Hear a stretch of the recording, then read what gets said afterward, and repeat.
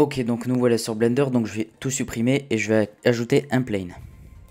Ensuite, je vais dupliquer un onglet, on va s'occuper des matériaux. Shader Editor, je vais aller dans matériaux, je vais cliquer sur New. Je vais sélectionner le Precipitate BSDF, je vais faire CTRL-SHIFT-T et je vais chercher une texture de type route. Donc je sélectionne toutes les textures ici et je vais faire Precipitate Texture Setup. Le Displacement, on le vire. Donc voilà ce que vous devriez obtenir au Shader Editor. Donc je vais enlever cet onglet. Ce que je vais faire, je vais aller chercher un modifieur de type Array sur l'axe des Y.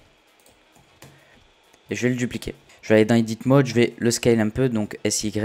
Je vais faire CTRL R sur l'axe des X. Pardon. Ensuite, je vais Shift A et je vais chercher un curve de type Bézier. Donc, je le retourne, je le scale. Donc là, je vais chercher un modifieur de type Curve.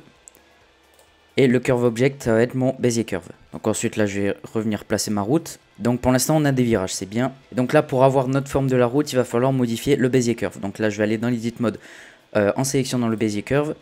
Et ensuite, je vais faire une extrusion.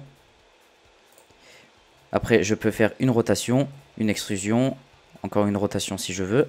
Et aussi, on peut faire des bosses. Donc là, je vais sélectionner ici. Je vais augmenter sur l'axe des Z pour avoir une route qui monte. Pour aussi faire une rotation. Donc pour avoir une route tordue. Pour avoir un effet sympa. Donc ensuite, je peux encore une fois faire une extrusion. Et cette fois-ci, abaisser.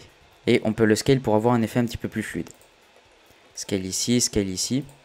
Donc là, ça va dépendre de vous encore une fois et de ce que vous voulez sur votre route. Ensuite, vous cliquez sur Tab pour aller en Object Mode. Ensuite, sélectionnez l'objet et augmentez le nombre d'arrêts. Et ensuite, le replacer en fonction de l'axe des Y. Et donc voilà, c'est tout pour ce tutoriel.